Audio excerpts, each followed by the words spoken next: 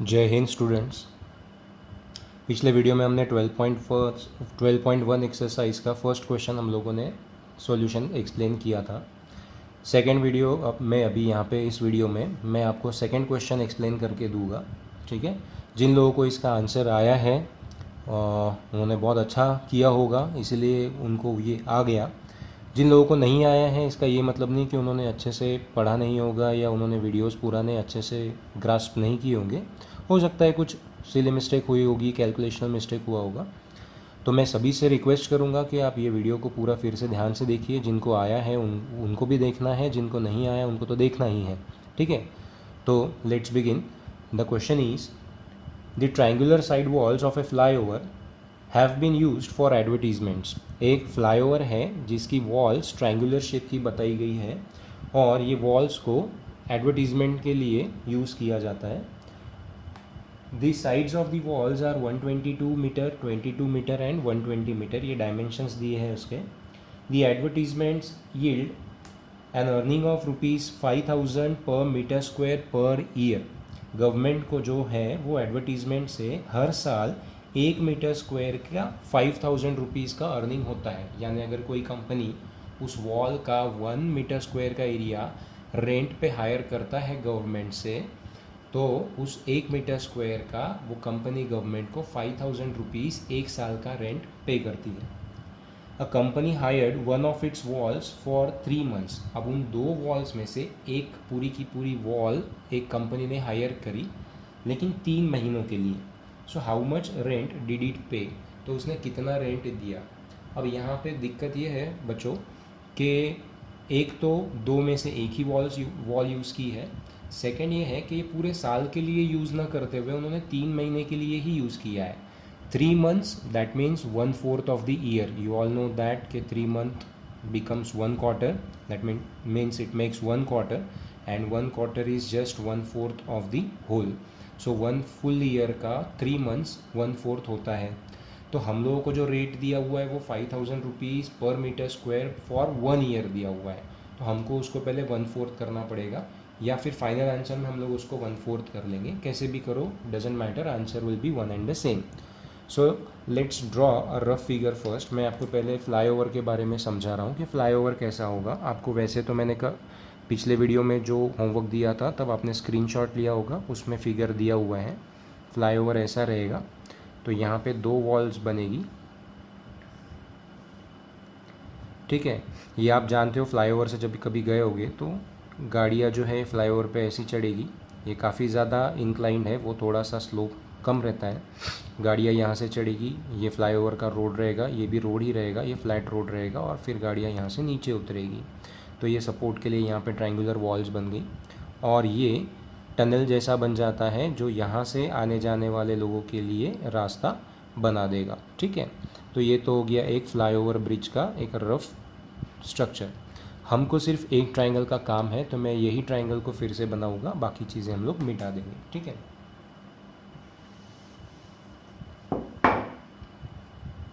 अब एक ट्रायंगल मैंने ले लिया। अब ज़रूरी नहीं है ये राइट एंगल ट्रायंगल ही हो, बट मैं उसको ऐसा दिखाऊंगा कि वो थोड़ा सा राइट एंगल दिखे। हाँ, हम राइट एंगल यूज़ नहीं करने वाले, that's a different thing. Okay, now let this triangle A B C be one of the walls, and the dimensions of this wall will be 122 meter,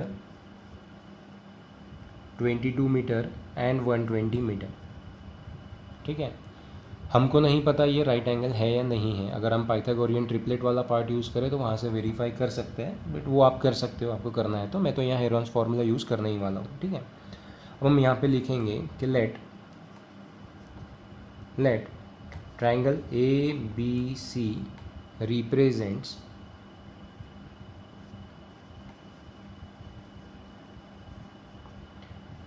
a triangular wall hired by the said company। ठीक है, by the said company।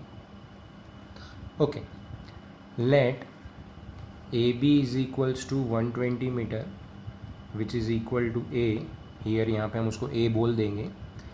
BC is equals to 22 meter, which would be B in this case, and AC is equals to 122 meter, which will be C here.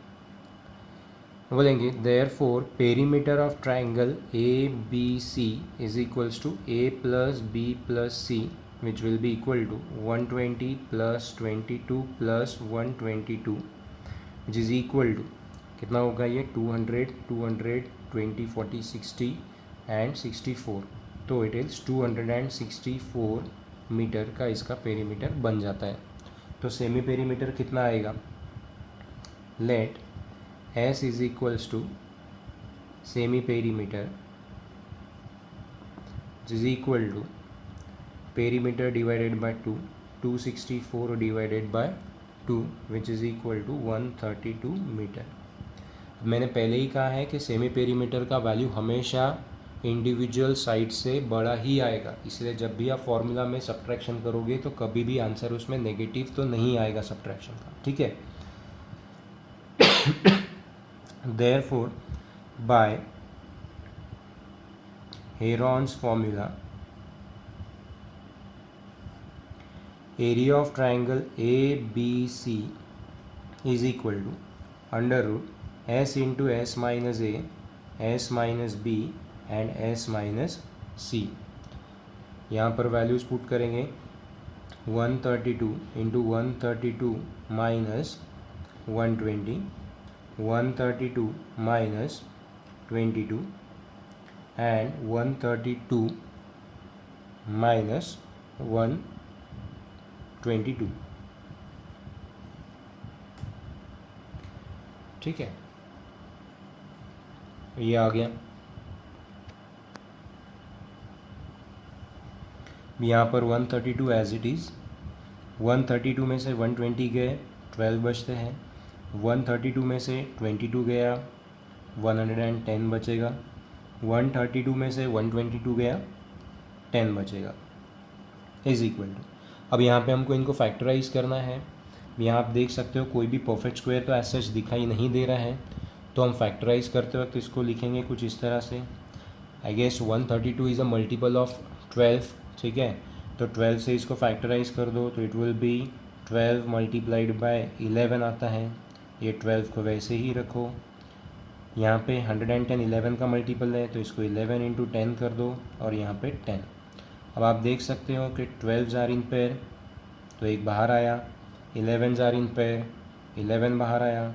10 are in pair, 10 बाहर आया. ठीक है, तो 12 into 10 into 11, तो 11 12 are 132, 132 into 10, this would be 1320 metre square.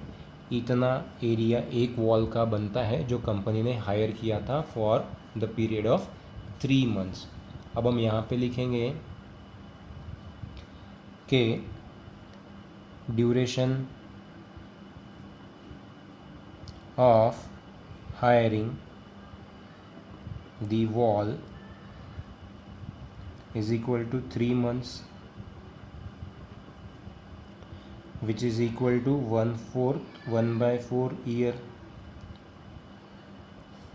ठीक है, फिर यहाँ पे हम बोलेंगे rate of rent is equal to ₹5000 per meter square per year.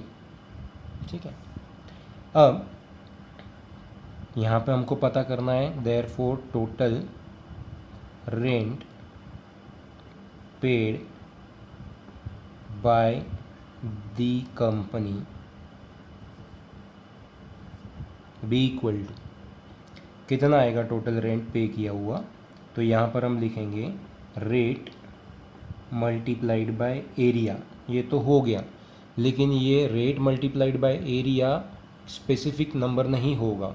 क्यों? क्योंकि वो कितने टाइम के लिए लिया हुआ है वो भी यहाँ पे मैटर करेगा. तो rate multiplied by area multiplied by यहाँ पे हम लिखेंगे टाइम. यहाँ पे एक एक्स्ट्रा का फैक्टर आएगा. रेट होता है 5000 रुपीज़ इंटू एरिया होता है 1320. लेकिन ये सिर्फ लिया गया था 3 महीनों के लिए, यानी 1/4 ऑफ द ईयर के लिए, तो यहाँ पे हमको इसको 1/4 से मल्टीप्लाई करना पड़ेगा। ठीक है, अब आप इसको अपने हिसाब से सॉल्व कर सकते हो। अब आप देख रहे हो कि 20 लास्ट के 2 डिजिट्स 4 के मल्टीपल होते हैं, तो इसका मतलब पूरा नंबर 4 से डिवाइड होगा, तो ये आएगा 4 1 जार 4 3 जार 12, 1 बचा 4 3 जार 12 एंड 0, तो ये आ गया 330। 5 से 333 को मल्टीप्लाई कर दो, रिमेनिंग जीरोज़ वहाँ पे लगा दो। 5 3 जार 15 कैरी 1, 5 3 जार 15 116, और ये 3 और एक 4 ज़ीरोज़ यहाँ पे आ जाएंगे, तो 1 2 3 4 रुपीज़, यानी ये होता है 16,50,000 rupees for 3 months of advertisement. अब आप इस पर से अंदाज़ा लगा सकते हो कि कंपनी ने कितना ज़्यादा रेंट पे किया हुआ है सिर्फ एडवर्टीज़मेंट पे, तो उस कंपनी का जो भी प्रोडक्ट होगा उसका वो क्या कॉस्ट रख सकता है। ठीक है, that was just my opinion. Okay, so this was the answer. Total rent paid by the company was 16,50,000 rupees. I hope you would have understood this problem properly. If not, again rewind the video, again watch it for once, then try to solve it at your own.